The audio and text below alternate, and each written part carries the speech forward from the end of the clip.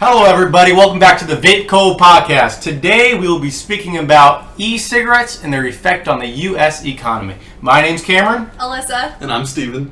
So our first question is going to be, what is a vape exactly, Steven? So, in the broadest terms, a vape is just something that you use to vaporize an e-liquid to then inhale nicotine. So it's basically a cigarette, but electronic. Basically, where instead of fire, you have a battery and a piece of metal that gets heated up from the battery. Okay, cool. So mostly, how much are these things? So, there's a lot of different types of vape. What you see right here is what we call a box mod. These are going to cost anywhere between $20 and $60 for most, but they can run upwards of like $150 depending on where you go. And how much are these little boys right here? Those, we'll actually give that to Alyssa. Okay. These can be bought for like $7 to $9, and instead of those, which last a long time, these are disposable, so last a couple of days. So are all vapes disposable or no? No, actually, these you'd never want to throw away. I've had this one for almost 8 months now. Okay, cool. And the upkeep cost of it is only the actual coils inside. Gotcha. So how much are normal cigarettes? Usually between, we'll call it an average about $9 $9 per pack? For 20 cigarettes. Okay. So how well are these vapes doing in the U.S.? I think you have some facts about that, right, Alyssa? Yes. Let's pull it up on the screen. All right. Well, electronic cigarette sales in the United States from 2014 to 2018 have increased from $1.5 million to $3.6 million. And that's just 2018, not including how much it has risen in 2019. Yeah, and in 2019, I mean, I know multiple people who vape who aren't even of age yet. I mean, I can't imagine the people who are not documented that actually do vape and how much larger those numbers actually could be. Yeah. So statistically, 2 in 10 Americans aged 18 to 2019 said they vape, compared with 8% being 30 to 64, and fewer than 0.5% were 65 and older. And that's just including 18 and up. So tons of freshmen, sophomores, juniors in high school are also vaping. And how do you think they're getting the vapes? I'd say probably buying them from people that are 18 and older. So you think that they're selling it within the school from an older peer? You think? Yeah, it's not hard for a freshman to go up to a senior and say, hey, could you go buy me a pack of vapes? So let me pull this up on the screen real quick. Alrighty. As you guys can see there, over $300 billion is going to people who have smoking-related illnesses. What does that mean? That's a chunk of change towards people who have smoking-related illnesses. Okay, not just that though, but nearly $170 billion is going to direct medical care for adults. Okay, me personally, I know children that have had their lungs collapse from smoking electronic cigarettes, including the Juul pods, where they'd smoke a pod a day for months on end. That finally caught up to them. And what does that happen? That hurts their parents' pocket or the taxpayers' pocket, because they need to go to the hospital to get their lung reinflated. The global e-cigarette and vape market size was valued at $10,261.8 million in 2018 and is expected to grow at a CAGR of 24.9% from 2019 to 2025, which means that the industry is just continuing to grow and grow and grow. As that number goes up, guess what number's going to go down? Life expectancy. Okay, that too. Maybe cigarette smokers? Traditional cigarette sales will go down due to the rise in vape sales. Multiple different types of vapes and e-cigarettes, and most of the problems that are being caused by the vapes aren't actually from the name brand Juuls, Puffs, and other well-known vapes. It's from the knockoff brands like Eon and so many cheaper alternatives that people try to buy because they're going through them so quickly. But those tend to cause the real medical problems. And you also have to think, when the studies are coming in, they're not vaping. You can vape other things that aren't necessarily a nicotine liquid. There's a lot of illegal THC pods that kids are getting their hands on from places like China that aren't really looked at the way that our FDA looks at medical things. And those are usually filled with just horrible hazardous chemicals. But into that, there's two very different types of vapes. There's what you have here, which, like I said, was a box mod, but this uses vape juice like this, and it comes in a big bottle, And the nicotine inside of here is different than the nicotine inside of something like this, a puff pod or a jewel pod. These use something called nicotine salts. And if you can imagine, one pack of cigarettes is one of these tanks worth of liquid. This tank's 20 milliliters. These contain 1 milliliter, but these also contain enough nicotine for one pack of cigarettes. And nicotine salts are how they get so much nicotine into such a low volume of liquid. So to add on to that, so first can I see real quick? So this thing is disposable, correct? Yes. Meaning that after you throw it away, it's going to be in somebody else's hands for them to dispose of because it's a electronic, you know.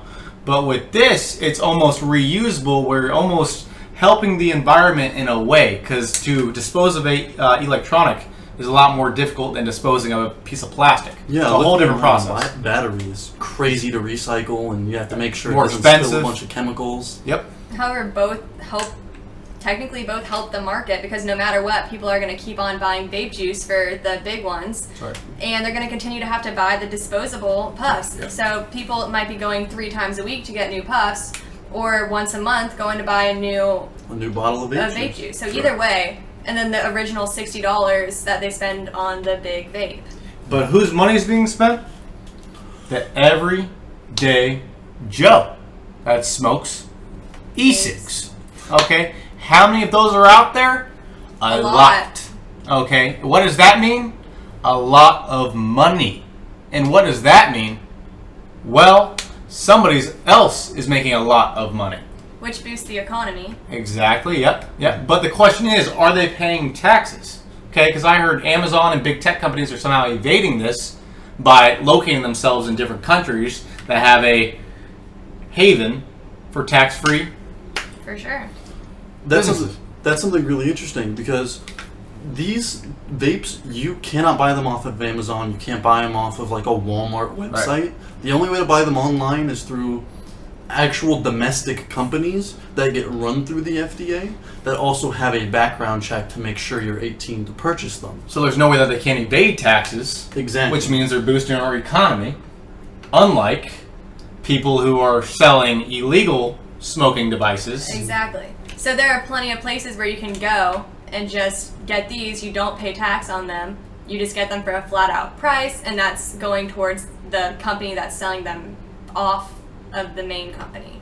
So just to add on, kids don't just buy vapes to buy vapes. They also buy vapes for the social reasons, okay? Most kids see it as being a cool thing to do when daddy and mommy aren't looking, because you're not the only person doing it. You have people your age around you doing it, which is almost like a peer pressure system almost. Yeah, even as someone that can legally buy them, there's been plenty of times where I've gone out with friends or been to a party where everyone just kind of sits in a circle and uses their vape. And it's just kind of weird if you sit down with a big group of everyone that is vaping and you don't have your own. It kind of makes you feel a little out. You know, you're onto something though, because with the whole handing around in a circle thing, so vapes have this thing called nicotine, correct? Yes. And is nicotine addictive? It's definitely an addictive chemical. And like what I was saying before with the nicotine salts and the nicotine in here, the nicotine salts, because they're so concentrated, they tend, in a study that was we could pull up later, Okay. to be much more addictive, almost similar to as addictive as a normal cigarette would be, Okay. with all of its other components in it. So these guys are going to have long-term customers due to this trait of nicotine being addictive, correct? Exactly. Because even someone who's just hitting one of their friends' vapes in the circle because everyone else is doing it, so hey, pass me the vape, let me hit it. Even then, they're going to go buy one, and after using it for a little while, they're going to continue to want to purchase them. Alrighty, so we've all heard of Comic-Con, correct? But have you heard of VapeCon? What is VapeCon, Steven? Okay, so just like a New York car show or like Comic-Con, Okay. it's a huge convention center full of booths run by vaping companies and that then sell tickets to people that vape to show off all of their new merchandise and to be able to test it out each year when they come out with a new like flagship device. Not just that though, but the US economy is getting boosted by the import taxes from China on these vaping products. Because we all know that all vapes aren't made here in America. Most of them are made in China, where it's cheap labor and things of that nature. But not just the import tax on the actual device itself, which may include certain metals that there are tariffs on, but there's also a nicotine paraphernalia tax. And Alyssa has more facts about how much that tax actually is. So the tax varies in different states, but the highest state tax is in Chicago, and it is $1.50 per unit. So who does that affect? That affects the cigarette consumer. Because what does that mean? It means that the companies aren't just going to take $1.50 off their prices or keep the prices the same, forgive me. They're going to add on $1.50 or even more to somewhat balance out the tax that is being given to them. Okay, so what does that mean? This is a good opportunity for vape companies to slide in, okay, lower their prices just slightly. Next thing you know, they're getting new long-term customers in that area, because what matters at the end of the day? How much money you're spending. Let's wrap it up. So, while vaping industries are negatively affecting the consumer's health, they're positively affecting the economy and the consumer's pocket. So, the question is it worth it? At the end of the day, is it worth... I mean, it's great for the economy. I'd say it is. Okay, so you see long-term growth in the vaping. For sure, it's going to continue to grow as more kids start to do it. That's right. And the cigarette smokers start to die out. The domino effect, okay? It starts from one person and it goes like a domino, boom, boom, boom, boom, boom. And then in 40 years, there will be a new product, and the same thing will be happening as that's happening to the cigarette users to vapors. Exactly. So at the end of the day, once again, is it helpful for the U.S. economy? I think for sure. Absolutely. I agree too, guys. Thank you for tuning in to our first Vape Co podcast. Make sure to check in next week. And now to our sponsors. I love vape. I basically